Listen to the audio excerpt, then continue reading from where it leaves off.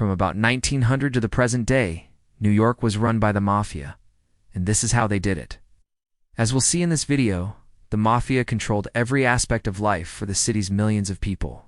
They ran gambling, prostitution, and almost every single business that you can think of. The five families of La Cosa Nostra had forged an uneasy alliance, working together to ensure their survival and prosperity. So what made the Mafia takeover possible? First of all, there was no police force in New York or any other American city. And so if you wanted to commit a crime, you could get away with it unless you were unlucky enough to be caught by one of the many vigilant neighborhood watch groups. As well as not having a police force, there was also no federal law enforcement agency like the FBI either.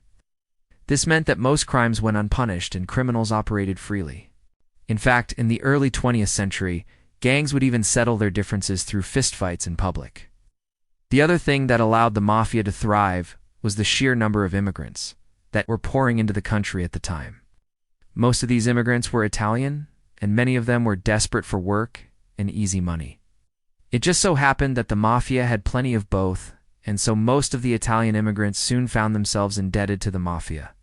In fact, at one point, there was an estimated 60,000 gangsters in New York alone. But how exactly did the Mafia control everything? Well, it all started when a group of Italian gangsters arrived from the south of Italy. These guys had previously worked as soldiers under the rule of the feared crime boss, Tito. But when Tito was killed by rival mobsters, these men were forced to flee to the United States to escape the wrath of his successors. And so that SYULL often hear the term Cosa Nostra used to refer to the Mafia. Cosa Nostra means our thing, or our business in Italian. And it was originally used as the name for the group of soldiers who worked directly under Tito. Once they arrived in New York, they quickly adapted to their new surroundings and adopted the customs and culture of the local Irish and Jewish gangs. They began working as thugs for hire and quickly established themselves as a criminal force to be reckoned with. Eventually, they expanded their criminal activities to include extortion, bootlegging, and prostitution, which made them extremely wealthy. And in fact, they became so powerful that the authorities had to start taking them seriously. In the early days, the Mafia tried to avoid violence with the authorities, but eventually the police started targeting them, so they had no choice but to fight back. This led to a violent turf war between the police and the Mafia that lasted for years. But eventually the Mafia won out, and they were able to control the entire city. Now, although the Mafia were able to control the police force and other aspects of the city, there was one thing that they couldn't control, and that was the media.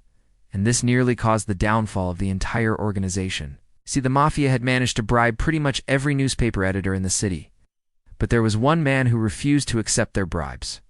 His name was Charles Pokey, and he published the truth about the Mafia in his weekly newspaper, which was called Variety. Of course, this didn't go down too well with the Mafia, and they threatened Pokey's life several times. But he refused to back down.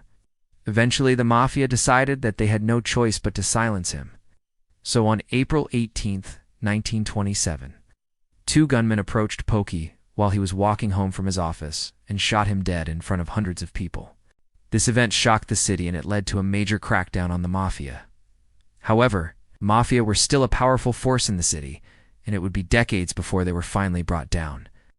That being said, after this event, the Mafia decided to focus more on working behind the scenes rather than being out in the open. And that's why we know so little about them today. So how did the Mafia control New York? Well, the first thing that they did was to form alliances with other criminal groups in the city. This included the Irish and Jewish gangs, as well as other Italian gangs.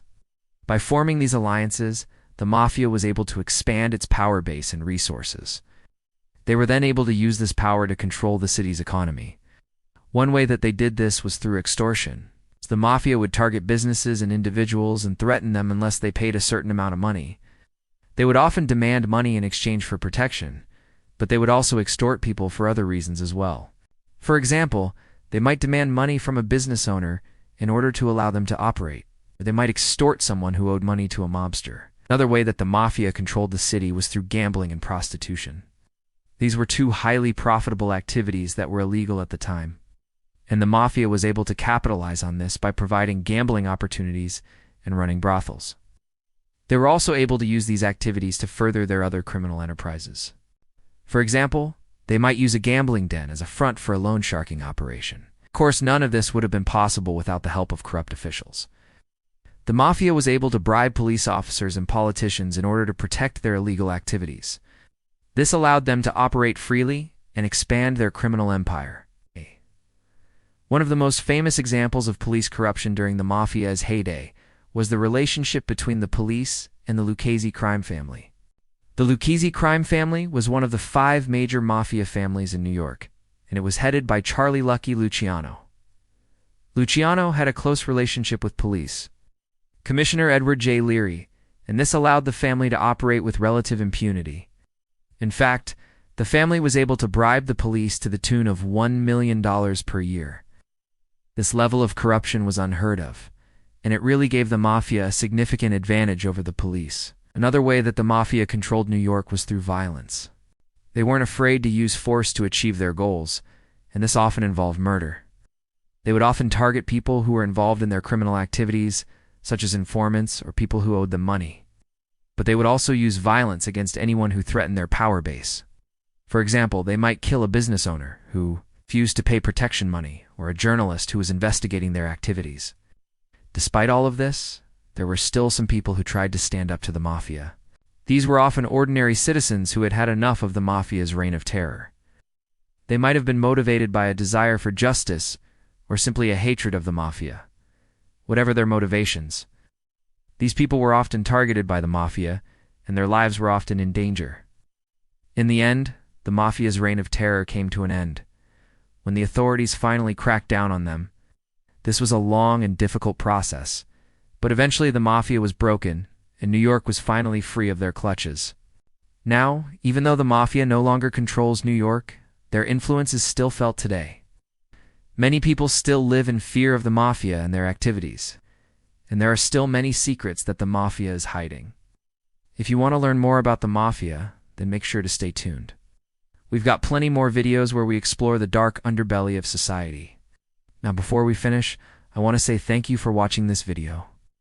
If you enjoyed it, please leave a like and subscribe to stay up to date on our latest content.